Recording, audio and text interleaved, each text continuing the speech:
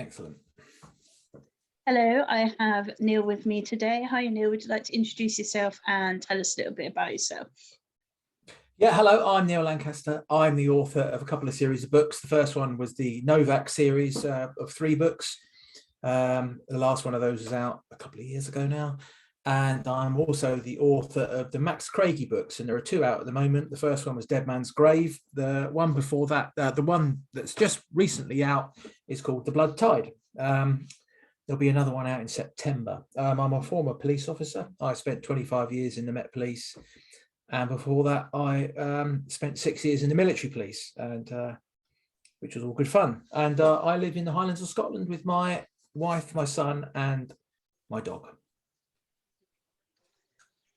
Did you always know that you wanted to write? No, not really. Well, I don't know. I'm one of these people who I really liked reading as a kid. I was reading thrillers as a 12-year-old. You know, thrillers by Alistair MacLean and Desmond Bagley, people like that. So I always loved reading. And I remember a teacher, really nice man, telling me that I was good at it and I was good at writing and that I could write good stuff and that I shouldn't lose it and all that, and I should really try, which I didn't at the time. So it was 40 years later that I actually finally decided to try and write a book. And that was really because I suddenly had time on my hands, because I'd retired from the Met Police and I'd moved to the Highlands of Scotland from the southeast of England. And I just had a lot of time on my hands, and I'd been doing a lot of reading. And I think it was, I read Greg Hurwitz's Orphan X series, and it really blew me away. I thought they were so good. And I thought, I wonder if I could do it. And it literally was that. And I just thought, I wonder if I could. And so I just came up with this rough idea based on a job I'd done as a cop. And I opened my laptop and started writing. It was as simple as that. There wasn't any more thought given to it than that. And when you did start writing, was it with the intention of getting it published? Well, you know what? I didn't know much about it. I had no idea how you'd get a book published. I mean, I had a quick look and I realised that you needed an agent and or there are some publishers you could submit direct to, but I hadn't really thought about it. And I literally just started writing, you know, perhaps influenced by other books I'd read and things like that, and thinking about how you do your POVs and coming up with some characters that some were loosely based on people I'd interacted with or encountered during my time in the police, both, you know, protagonists and cops and things like that. So really, yeah, I didn't know. I thought I'll just see what happens. I didn't even know if I could write a book at that point. So I thought, well, let's see if I can write a book. And then I thought, well, worst case scenario, I can probably just like bung it on Kindle or something like that. I hadn't thought about what happened when I wrote a book. It was more a question of, can I write a book? And I wrote it, you know, fairly quickly. And, you know, it was a fairly long book when I finished it. It was well over 100,000 words. And, you know, I got a bit of help from some people, and I got a publishing contract with a small publisher, Burning Chair, who did really well. And, you know, they were a couple of really enthusiastic fellas, and, you know, those books sold pretty well. So, yeah, I didn't know. I just wanted to see if I could write a book, not whether I could get it published. And it wasn't until I'd written it and I had a couple of people read it. One was Margaret Kirk, who you may know of. Margaret's a lovely author, lives in Inverness, not far from me. And Mike Walters. Mike Walters writes as Alex Walters. He lives very close to me as well. And they both read it and said, this is actually really good. And then I thought, well, maybe, oh, right, okay, so maybe I can write a book then. And then I got it published, and it's done pretty well. So, yeah, it was more an exercise of can I, until I'd actually written it. Usually when people start writing, they say that it's the idea of a story they have that they want to get down. Was that the case with you? Well, a little bit. One of the last major cases I did as a cop was about a corrupt immigration solicitor who was facilitating large-scale breaches of immigration crime. And it kind of, because he was working with a Czech gang, and they were bringing girls over to the UK from the Czech Republic, and they were treating them really abominably. through, sex work, and then making them go through sham marriages in order to allow non-Europeans to get visas in the UK. And that struck me as a good stop-off point, and maybe a good way to start the book. And as a type, obviously I changed everything about it. I mean, it's just loosely based on that. But then that allowed me a place where I thought, well, what happens? He's an undercover officer going in to try and get evidence against his corrupt solicitor. What happens if it all goes wrong? What happens if his cover is blown? What happens if everyone's against him? What can he do? And so that's where that came from, and it all came from that one case. And obviously I went way beyond that into this international conspiracy thriller. But that's sort of where it started. That was the seed that sort of was the genesis of Going Dark, the first book, which I still really like, and it still sells actually. If you were to choose a character for any of the books you've written so far to take out for a meal, who would you choose and what would you ask them? It's funny because much as I've got two quite strong protagonists in Tom Novak and Max Craigie, I view them as almost a vehicle for the sidekicks, for the other characters in the book. I absolutely love writing Ross Fraser in my Craigie books. Ross Fraser he's Max Craigie's DI. He's his detective inspector, so his boss, and he's crude, he's brash, he's quite offensive, but he's a really good person. And really, really good person. He'd go to the wire for his people. He'd do anything for his people. He's enormous fun to write. And I think he'd probably be enormously good fun to go for a meal with. He'd complain and he wouldn't stop taking the piss out of you for the whole time. And he'd be really rude to you. But he always means well, and he's always got your back. So yeah, Ross Fraser is probably the character I enjoy writing the most.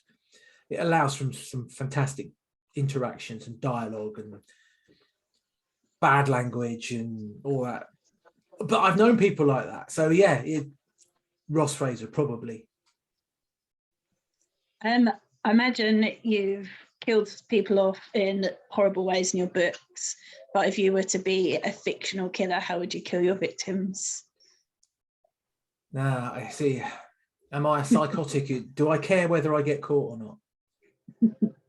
That's only for you to know. Yeah.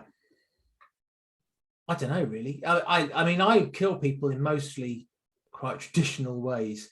Oh, I don't know. There's the scene with the Turkish gangster in the first one. That was quite unpleasant, wasn't it? Yeah, I see. I don't like hurting people.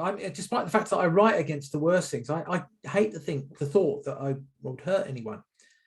So yeah, I'd like to be sneaky. If I have to do it, I'll do it sneakily in their sleep, like fill the room full of carbon monoxide or something like that. I don't want to hurt anybody. If they need killing because they're a hideous person, I don't want to torture them to death or anything like that. I'm too nice. See, someone asked me this question, and I'm generally very placid, and everyone says I'm lovely, and yet I said I'd stab someone 100 times. 100? That's quite specific. Yeah, it's a very specific person in mind. I don't know if that makes a difference. Yeah, no, I don't like to. I'm not a mean person. I don't like. I've never had a fight in my life. I mean, I spent all the years as a cop, but other than a bit of a roll around with people who didn't want to be arrested, I don't think I've ever had a fight in my life. Rugby pitches occasionally had a bit of handbags at 5 paces in a rugby pitch, but that's about as far as it goes. So, if you were to be fictionally murdered, who would you want to solve your case? Novak. I mean, I love Max Craigie, but he's very straight. Max won't really go so much off piste. Novak would do anything to avenge me, anything and everything. He would do whatever to avenge me. So yeah, I'd have Novak because he's brutal. He's wonderful to write, but he probably has a personality disorder. I haven't totally decided what. In that he can kill anyone and he doesn't really care, but he only wants to kill people who deserve to die. So Novak, yeah, you wouldn't want Novak on your following you, because his sidekick is pretty brutal as well. So I would have Novak try and avenge my death.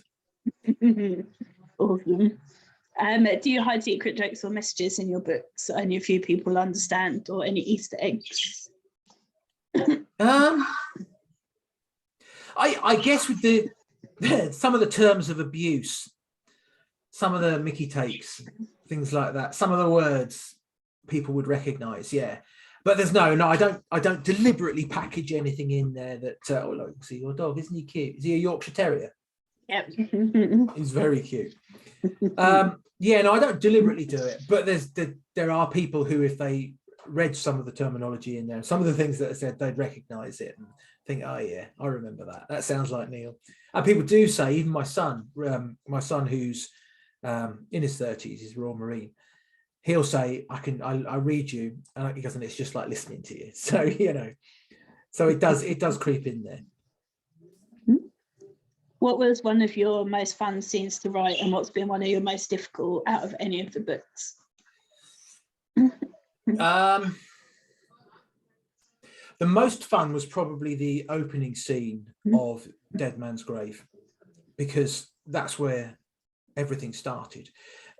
The inspiration for Dead Man's Grave comes down to a really lovely old gentleman called John Fisher, who inspired the book. He told me a story of the grave that must never be opened. So he literally said told me the story about this book, about this graveyard in Scotland he went to visit, and the grave in the yard, and this old defunct graveyard simply said, "This grave never to be opened."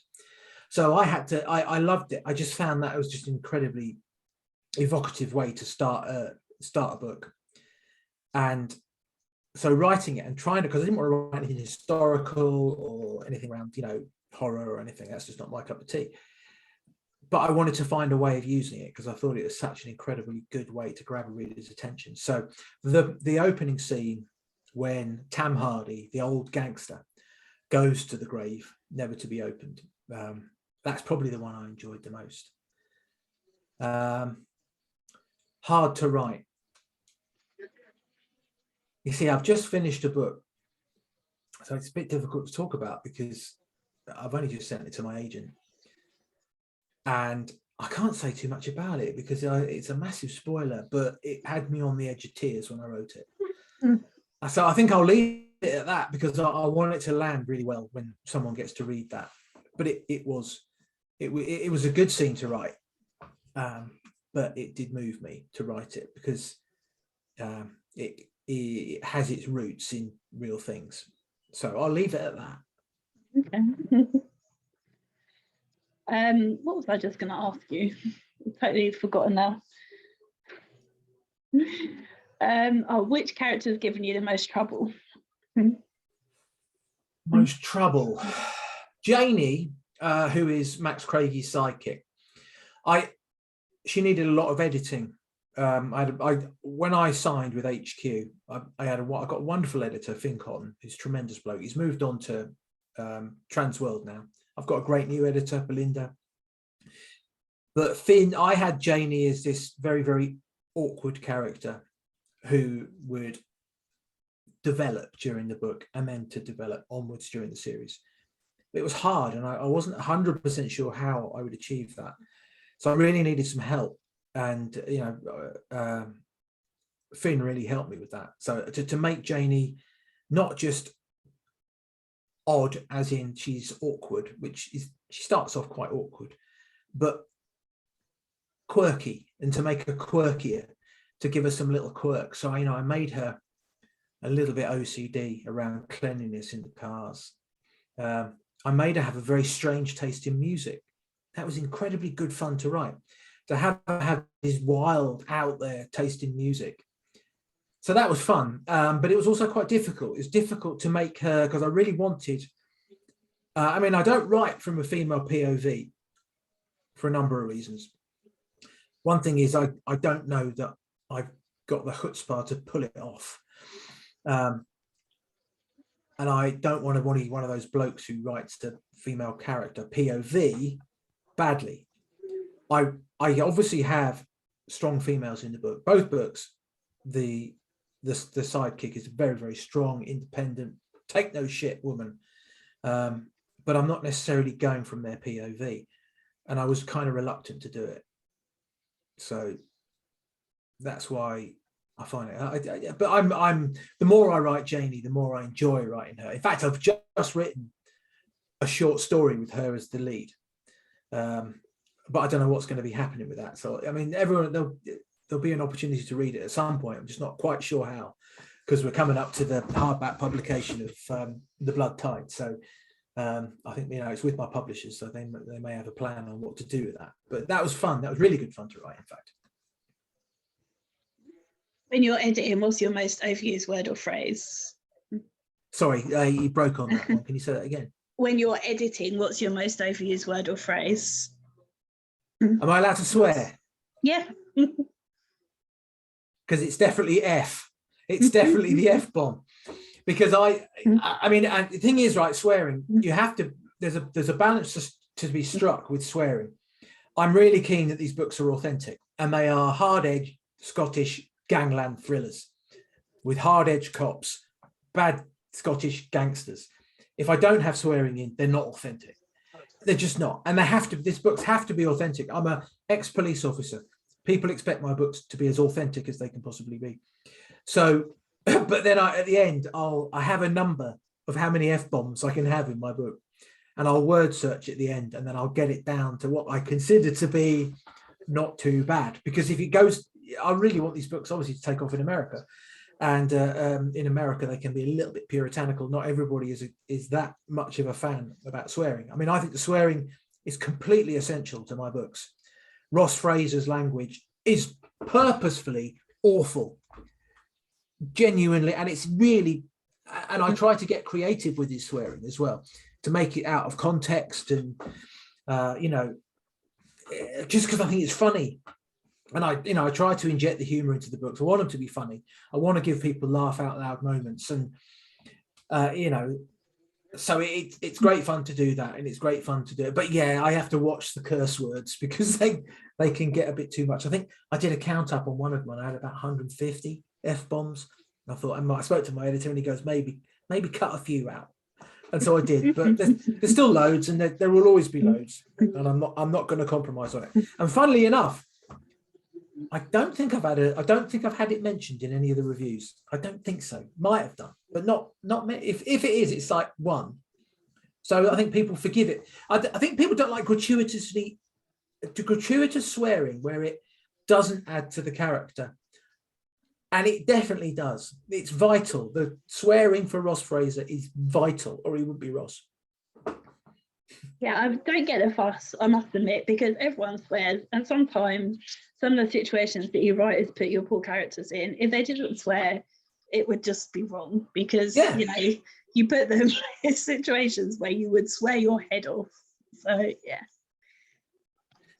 No. So I have to watch that. Do you have a favourite word, just in general? Sorry, yeah. Do you have a favourite word? Scunnered. I love trying to get some traditional Scots word in. Scunnered, which means annoyed, pissed off. Scunnered. I'll use that at any possible time. Actually, I've just I don't know if you've read The Blood Tide, but there's a new character in called Barney. Barney is an ex spy, basically, but he's knocking on a bit. I don't know how old he is. I haven't decided that, but he's well in his 60s. I'd have thought. He's their technical expert. He's what I call a technical attack consultant, and he's a freelancer. So he's the one who puts the bugs in and things like that. He is a broad Yorkshireman, so I have a load of fun with that. Throwing some of the Yorkshire, because my wife comes from Yorkshire, so getting some of the Yorkshire dialect and words in there, that's loads of fun, and it does add to it. It adds to the character so much. So, but scunnered, I love that word. Absolutely brilliant. You have trouble being from the south, being in Scotland with their weird phrases and stuff, because I went to bloody Scotland last year, and only once I had to ask someone to repeat themselves. But they do have. Well, no, I mean, I've been up here 7 years, so I'm completely tuned into it. I don't sound like a, I'm not catching the accent. And my son, who's 11, he's been up here since he was 4. He still sounds like me. But no, I'm fine. I'm tuned into it. I consider myself part Scottish now, even though you wouldn't believe it. I'm going to turn my hotspot on my phone because my internet's obviously playing up. You're breaking up to me again, Donna. Yeah. I just turned my You're mobile frozen. hotspot on, so it might work better than my Wi-Fi, apparently. All right. It usually does.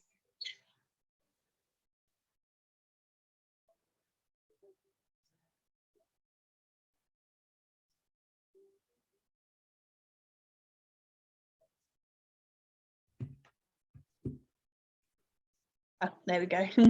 Hopefully that'll be better. Okay, I can hear you now. Good, that helps. Right, where was I? Oh yeah, Scotland. Have you made lots of author friends since you started writing? I have, yeah, I have. Yeah, loads actually, loads. Even despite the fact that obviously we've been locked down. Yeah, I'm very good friends with Tony Kent. Good friends with Imran Mahmood. Yeah, loads. I mean, it's great to get together at festivals and things like that. Ian Rankin has his holiday place not far from me, so tend to get together for a beer with Ian when he's around. Mike Walters and Margaret Kirk. There's loads of authors live in these here parts as well. Got Shona McLean, who's a wonderful historical writer. She's not far away from here. So yeah, it's great. You feel like a little part of a community, and when you go to festivals, it's great to go and hang out with everybody. So yeah, no, I've made loads of friends since becoming a writer. Yeah, just small names, just pop and see in Rankin. That's Well, honestly, he's round the corner from. And I was very lucky that he's a lovely guy, really supportive of people, and I persuaded him to read my first book, and my first Craigie book, and he really enjoyed it and said nice things about it. So I feel very fortunate. Yeah. Yeah, I've met him briefly at Harrogate, but yeah. No, he's a lovely bloke. Yeah, I was sitting on my own drinking coffee and reading a book, I think, and he just walked past and said good morning. And I'm not quite used to not fangirling over authors yet, so I was like, oh hi. Yeah, well, no, look, we can all do it. I did an interview with Greg Hurwitz a couple of weeks ago for the Blood Brothers podcast. I guested for them, and it was really hard not to fanboy because I just love his books, and it was I met Mick Herron at Bloody Scotland. Mick Herron. I mean, the man's a genius. The man's an absolute genius. So yeah, but it's a really supportive crime writing community. It's really supportive, and I've never felt anything other than people want me to succeed, and are really supportive. I wouldn't be here without Lynn Anderson. Lynn Anderson encouraged me because she doesn't live far away. She lives in Carbridge down in the Cairngorms. And my first ever festival appearance, which was Cromarty Crime and Thrillers, she was there. I spoke before her, and she's been hugely encouraging ever since. I don't think I'd be doing this unless without the encouragement of people like Lynn. So yeah, it means a lot. It means a huge amount, and you've got to try and pay it forward. You've got to try and support as many people as you can. You get a lot of feedback from your readers. Yeah, loads. I mean, obviously you get loads of reviews, or hopefully if things are going well, you get reviews. And both the Craigie book, well, the Novat books got really well reviewed. Obviously I've got my website, and I get frequent emails. I mean, it's been a bit of a nightmare with this one because there was a bit of a mess up with the formatting of the ebook for the Blood Tide. No one's fault. I don't know exactly how it happened. Somewhere between leaving my publisher and being uploaded onto the Kindle, there were some major formatting errors, and it took a couple of days to sort out. So yeah, I've had a lot of emails. I mean, I've tried my best to help everybody out. I did a little video showing how people could update the book, and I've sent it out to my whole mailing list. I put it all over social media. Anybody who emails me about it, I make sure I email them back and tell them how they can rectify it. So, but you know, I understand. I understand if someone's frustrated, they were looking forward to the book, and suddenly it's difficult to read. They're going to be annoyed. So, and I'm easily, you know, people can easily find me. So you get feedback, good and bad. Predominantly, it's been good, but I have had, and even then, most people, if they're phoning up to complain about the formatting in the book, they're doing it just because they want you to know and hoping that you can sort it out. And, you know, they just want to read the book. So I do get it. It has been hard work. It has been hard work. And I copped some bad reviews for it, some 1-star reviews, understandably so. But it is hard to take when it's not my fault. You know, I send a clean copy in. My publisher send a clean copy to Amazon. Somewhere in between, the file gets corrupted. I've not had a bad review for the subject matter. They've only been really good. I mean, NetGalley, I had, I don't know, 250 reviews, all 5-star. So, you know, the book's been incredibly well received. It's been reviewed amazingly. The audio book read by Angus King, who also reads J.D. Kirk. He also read Shuggie Bain. He's a master narrator. The audio is being reviewed amazingly. I think I've got almost a 5-star average across both books. So yeah, you get good feedback, you get bad feedback, and you have to respond to the bad feedback or the constructive feedback, or people with a genuine beef. You have to respond to it with a bit of understanding and dignity, really. So yeah, it goes with the territory. You know, we're putting a product out there for people to read, and we can't complain if they tell us what they think about it, good or bad. You saw on Twitter that Serge had a couple of questions for you. Do you remember what they are, or do you want me to... Off the top of my head, no. Serge's amazing. Serge is a huge fan and shares the love of the books he loves, and he's a voracious reader, and certainly shares it. I'm about to get a knock at my door, so my dog might explode in a second. There's a problem with having an office in the front bit of the house. Just bear with me 1 second. Cheers, mate. Thanks very much. Job done. Weird. Yeah, no, Serge. Yeah, please remind me what they were. He asked if there would be any more in the 3-book series. It's not been announced yet, but watch this space is all I'll say. There's going to be more Craigie. Awesome. And then he also asked what your favourite thriller of all time was. That's an easy one to answer. Running Blind by Desmond Bagley. This book was written in 1970. And Bagley was amongst that very strong core of thriller writers from the 1970s, along with Alistair MacLean, Len Deighton, Dick Francis, etc., etc., etc. Clive Cussler a little bit later, maybe. To me, Bagley was the master, and Running Blind was just magnificent in terms of the thriller. It's a big romp across Iceland, where a lapsed spy is called back in, and there's double agents, triple agents. It's just a marvelous, marvelous book. I advise anybody who loves thrillers. I mean, if you look at it from one angle, it could seem a bit dated nowadays. I read it not that long ago again, and some of it, but it's of its time. It was set in the 70s in Iceland. So for that point of view, it's bang up to date. It's a terrific book. So yeah, without a doubt, I wouldn't be a writer if it wasn't for that book. No doubt in like 2 days, Serge would have read it. And he'll have read it. Yeah. And then he would have read all of his others as well. I know. I mean, I think I read a lot, and I think he beats me by some distance. Yeah, no, I think he beats everybody. Yeah. I think I'm up to 65, 66 books this year so far. So wow, that's some achievement.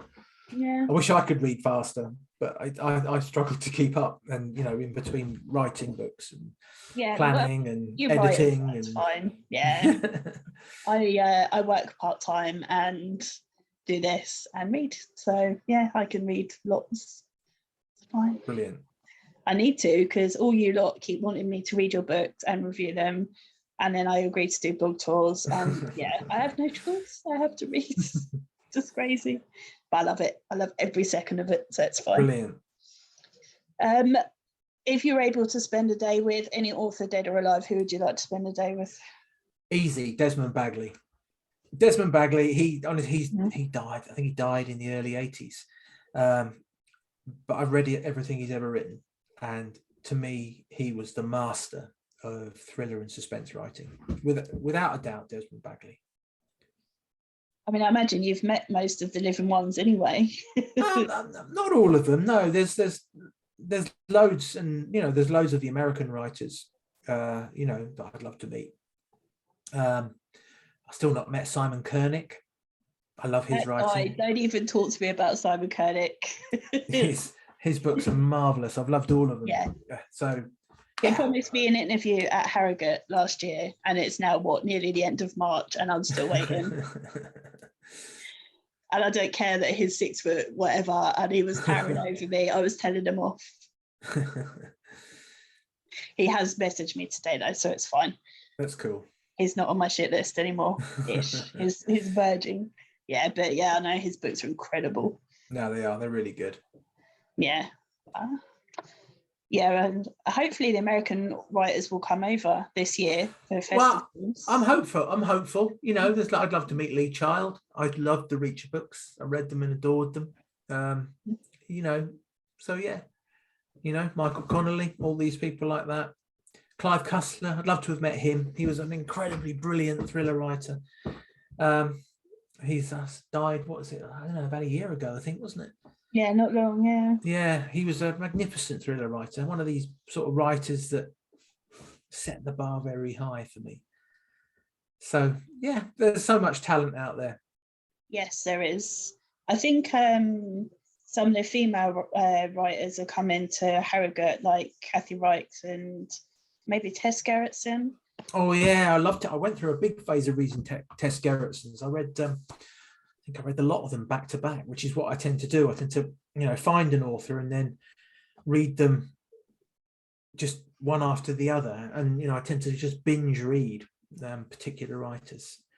Yes. So that would be great. Yeah, fingers crossed, yeah. If you're able to travel to any period of time, either forwards or backwards, where would you go?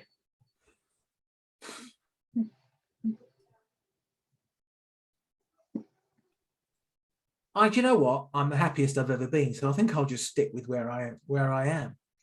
Oh, you know what? I know. I'd like to go to a point where we haven't got COVID, Brexit, or Ukraine hanging around. I wish we could go to a time when they're resolved. That would be nice. But that's really, now's the time I'm happiest. I'm happier that I'm doing something that I love. It doesn't feel like work.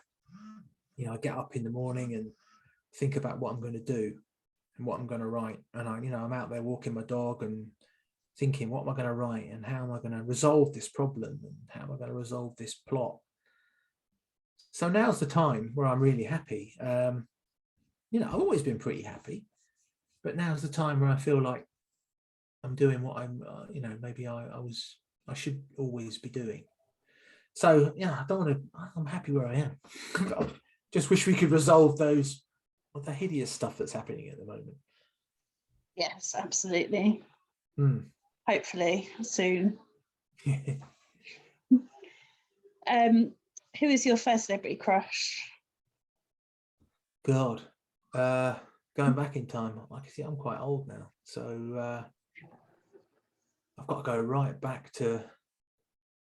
Was it Kate Bush? Yeah, no, Kate Bush. I was in love with Kate Bush as like a 13-year-old, 14-year-old, whatever it was, 15-year-old. Yeah, Kate Bush every day. Oh, Blondie, Deborah Harry. See, that's me showing my age, but that's I guess where I start. Yeah, Deborah Harry is a very popular choice. Yeah, certainly for people of those of us born in the 1960s, anyway. Yeah, I love. I can usually tell by the era, and usually it's the same answer, male and female. Right. Yeah. And it's funny, usually, actually, the women blush generally more than the guys, but it's a fun question. No, I'm not blushing about that. It's No, a good one. okay. They're good celebrity crushes to have. I'm quite relaxed about those ones. Yeah, agreed. Where's the funniest or strangest place you've ever woken up? I once went out in Brighton with some friends, and I got separated from them, and I really got slightly too drunk. And I woke up the next day in a really, really expensive apartment on a sofa overlooking the sea. The house was full of people, a load of other things. I didn't know a single person there, not one person. I got really drunk and I woke and I didn't know a single person. Everyone came in, hello mate, you all right? Good night last night, wasn't it? And I'm thinking, don't know anyone. That was disconcerting. Oh, I love it. Who would you like to play you in a movie of your life? I don't know. Who do I really? I mean, do I go down the road of? I can't really. I'm rubbish at things. I guess, if you want to, Russell Crowe at his prime. Tony Kent would kill me for saying this because that's who he'd be saying. Russell Crowe at his prime. That's me. That's ridiculous. I mean, obviously, I don't look anything like him. But if you just want someone to play the version of yourself you'd like to see the most, then maybe Russell Crowe. Hey, not now because he looks like a right old chubby bearded bloke. But in his prime, he was a fine specimen, wasn't he? Yes, absolutely. Marlon Brando at his prime. How about that? That's an even better one.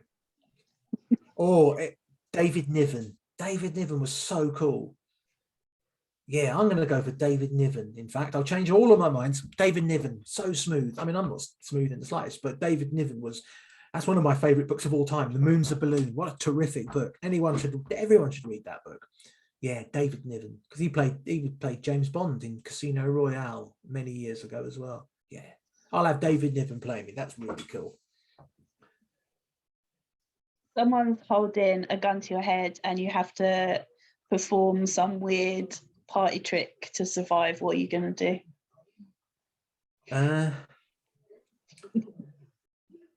I'm pretty good at juggling 3 balls. I can look quite impressive at that. I can't do 4. I can do that thing where you balance like a massive pile of coins on your elbow and then you like slam it forward and catch them. I'm really good at that. I'll do that. I reckon I'll say, come on, all your coins. As long as I didn't have a penny jar in the room, I'd be fine. So juggling or flicking coins into my hand, totally pointless, but I'm very proud of them. If I was to ask those nearest and dearest to you what your most annoying habits are, what would they say? Most annoying habits? Talk too much, probably quite noisy. What else do I do? A bit of a hypochondriac. I always think the worst. I'm the sort of person that can have like a pain in my arm and I'll Google it and I will convince myself I've got arm cancer or something. That's quite annoying, but that's annoying to me, not more than annoying to anybody else. It probably annoys my wife quite a lot. Yeah. The trouble is one day you could be right and she'll be just like, oh, shut up. That's it. I'll be like Spike Milligan. You know what it says on his grave? I told you I was ill. But you'd be dead and she's the one that's got to live with the guilt. So exactly. So every cloud and all that. Yeah. What's been your highlight being an author so far?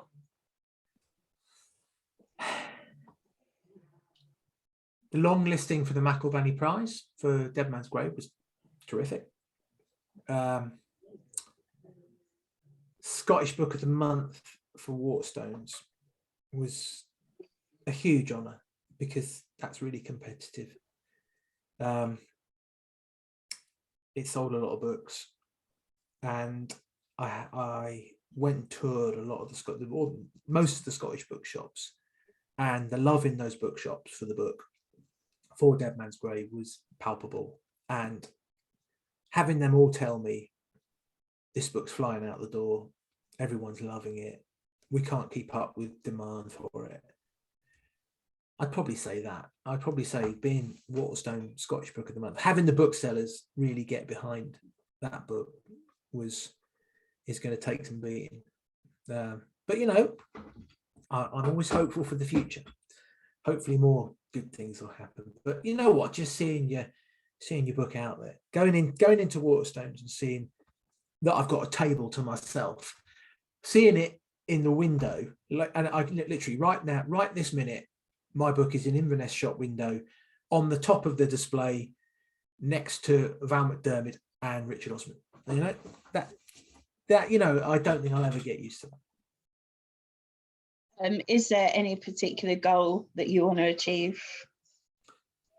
I'd just like to keep doing this and to keep doing it well. I'd like to be in a position where I think, you know, I can keep doing this.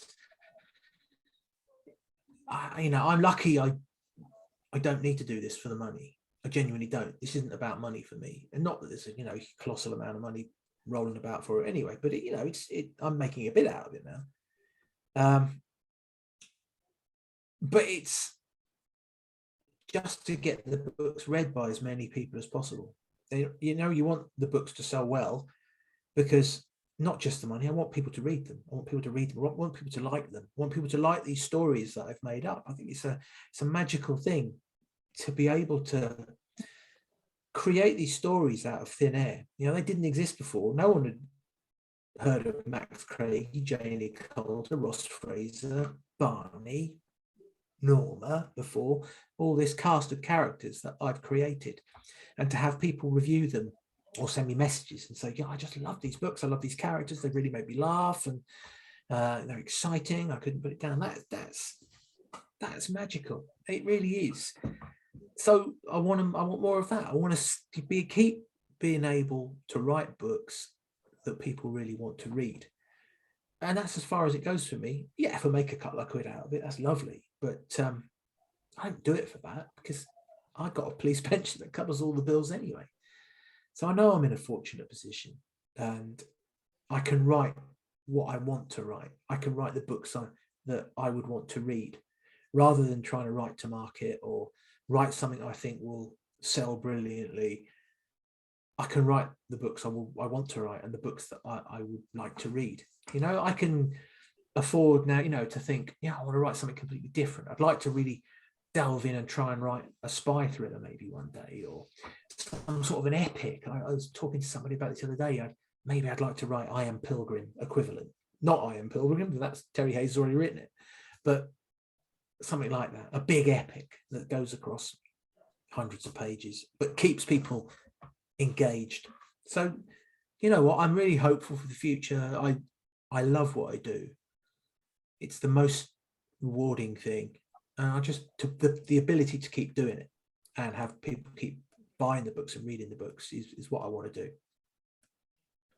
Well, I think you're safe. Like, I just can't get away from you. Everywhere, you're all over the place to see your books. Yeah, so, it's funny. Blimey. Yeah, it's cool, you know, and no, it's so, cool. Yeah. Will we see you, or what festivals will we see you at this year, if any? Well, where have I been? I've been to Granite Noir. I'm not booked at Harrogate. I'm going to be at Crime Fest in May. I'm on a Saturday, about 1:30, something like that, with Alex Shaw and a number of other authors. I am hopeful I'll be getting to Capital Crime. Harrogate, I may drop in. I'm not on the lineup, but I'm hopeful I will be able to drop in, so I'll be out and about there. And we'll see what else happens. Let's see what happens. Fabulous. Well, you may be relieved to know I don't have any more questions for you, unless you think there's anything I haven't asked you about. No, it's been lovely to chat. Good times. Well, before we go, would you like to tell everyone where they can find out more about you and where they can get your books from? You can, yeah, sure. You can look on my website, which is neillancastercrime.co.uk. You can look at me on Twitter at neillancaster66. If you sign up for my mailing list, there's some little freebie gifts you get there, little short stories and things like that. Books are available wherever you buy your books. Independent bookstores are nice, aren't they? And Waterstones. I love Waterstones because I love the booksellers are amazing. So, and wherever you buy your books, you can just Google me and you'll find where to buy my books. Awesome. Well, thank you very much.